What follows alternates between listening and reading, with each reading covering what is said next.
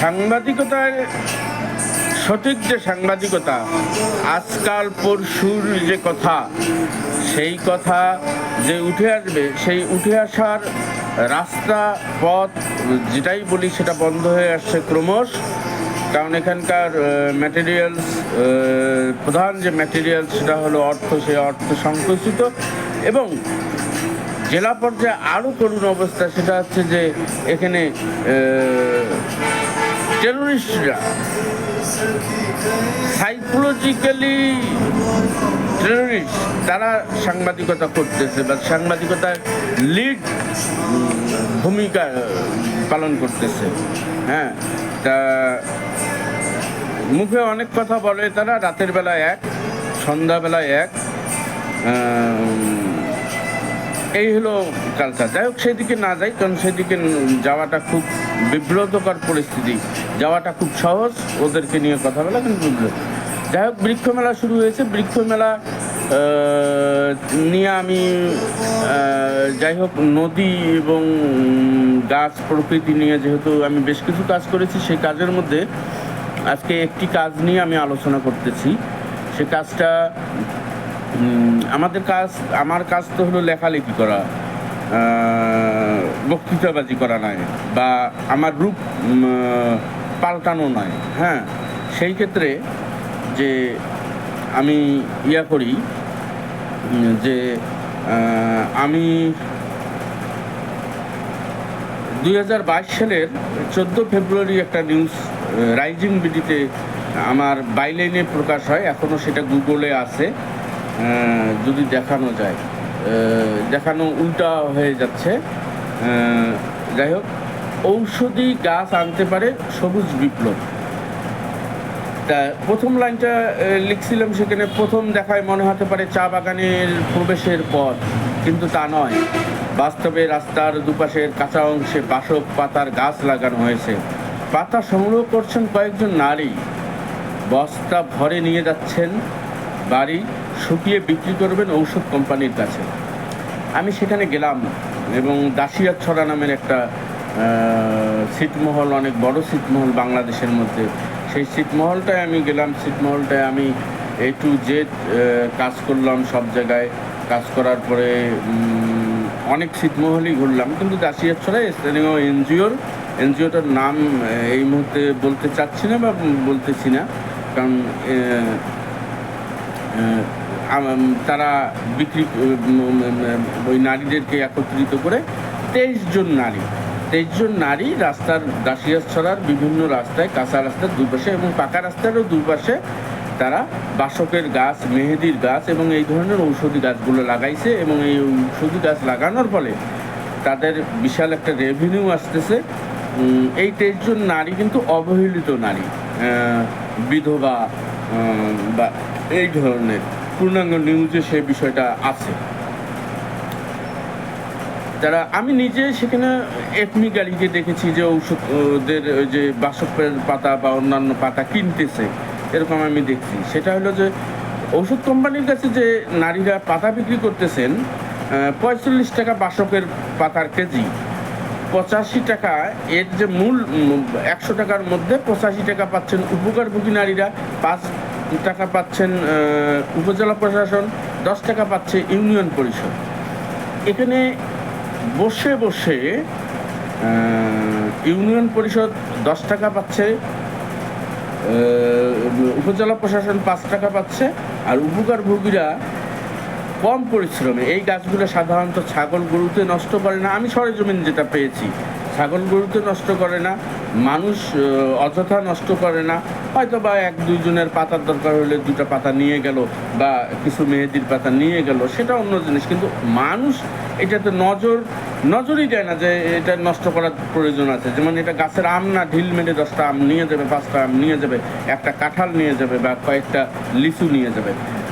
যেহেতু তা এখানে আমি কম্পেয়ার করছি দাসিয়াছড়ার সাথে, আমি একটু ইনফরমেশন দিয়ে রাখি। সেখানে লালমনিরহাটে 2টা পৌরসভা আছে, 5টা উপজেলা আছে, 45টা ইউনিয়নে 778টা গ্রাম রয়েছে, নদীপথ 180 কিলোমিটার আছে, সড়ক বিভাগের রোডস অ্যান্ড হাইওয়ের সড়ক আছে 180 কিলোমিটার, তার মধ্যে 120 কিলোমিটার হাইওয়ে সড়ক, 180 কিলোমিটার সড়ক বিভাগের সড়কের মালিকানায় আছে, তার মধ্যে 120 হলো হাইওয়ে, নন হাইওয়ে হলো 60 কিলোমিটার।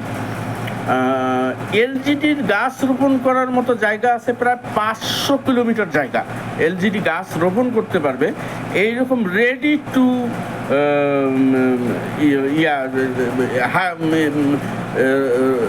গাছ রোপণের জন্যে তারা 500 কিলোমিটার রাস্তা দিতে পারবে।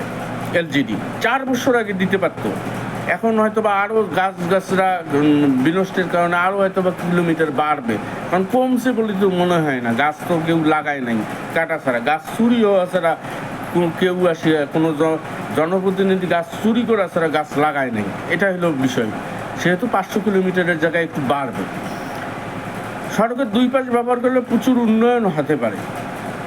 জীব পরিবেশ আমাদের এগুলো যেহেতু দেশীয় গাছ, ভারতীয় উপমহাদেশের গাছ, এরকম এই গাছগুলো আমাদের উপকারের, যেমন অর্জুন, এই মানে এটা আছে আর কি আমার নিউজের মধ্যে। তারপরে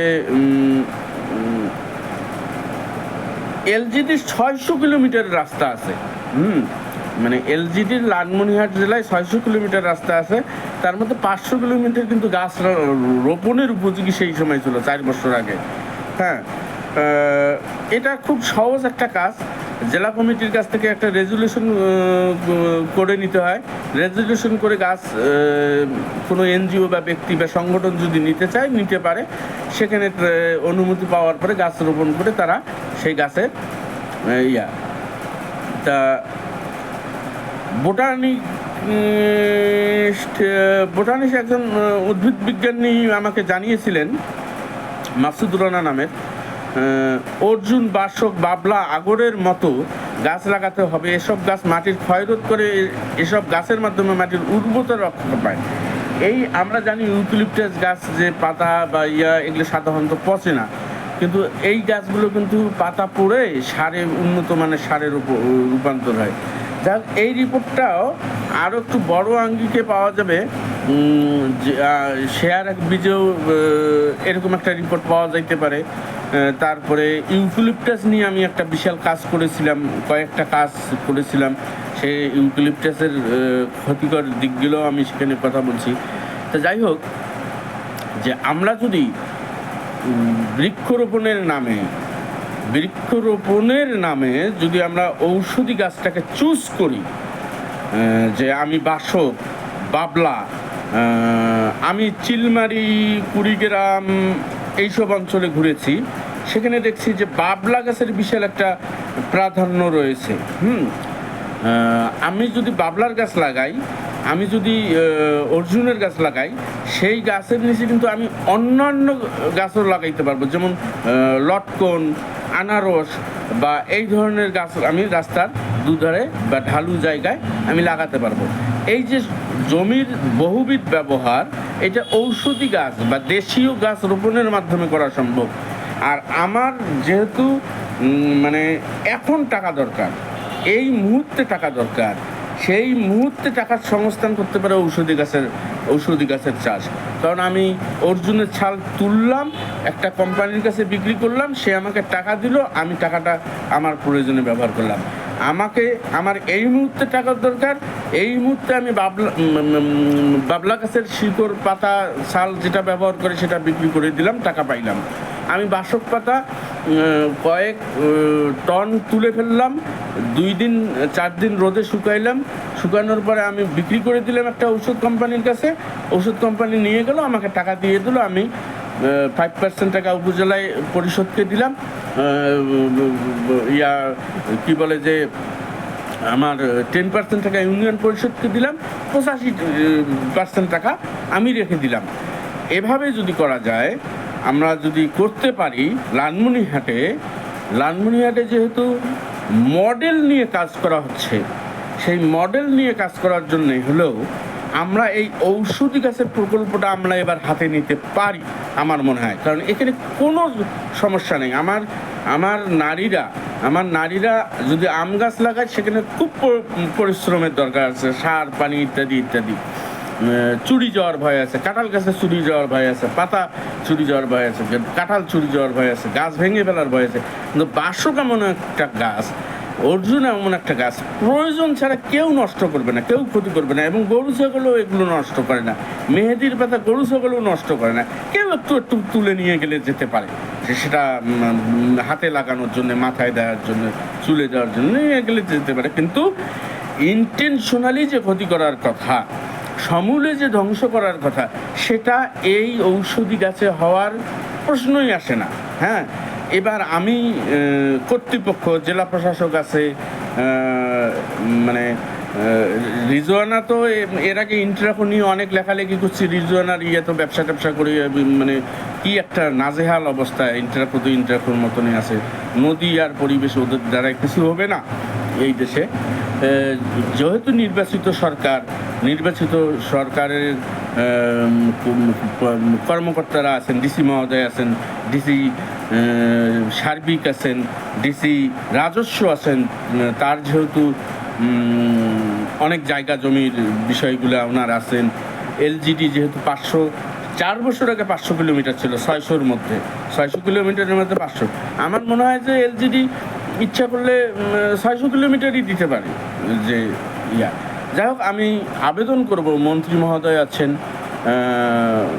ডিসি মহোদয় আছেন, তাদেরকে আমি আবেদন করব, ছোট ছোট এরকম সমিতি করে নারীদেরকে দিয়ে ওই স্থানের নারীদেরকে দেয়া হোক যে তোমরা এটা চাষ করো, এই যে 10 কিলোমিটার রাস্তা তোমাদেরকে দিলাম, তোমরা এটা চাষ করো, তোমরা এটা সুফল ভোগ করো। এভাবে করা যেতে পারে এবং এটা একটা মডেল হয়ে যাবে সারা বাংলাদেশে, ইনশাল্লাহ। দোয়া রাখবেন সবাই।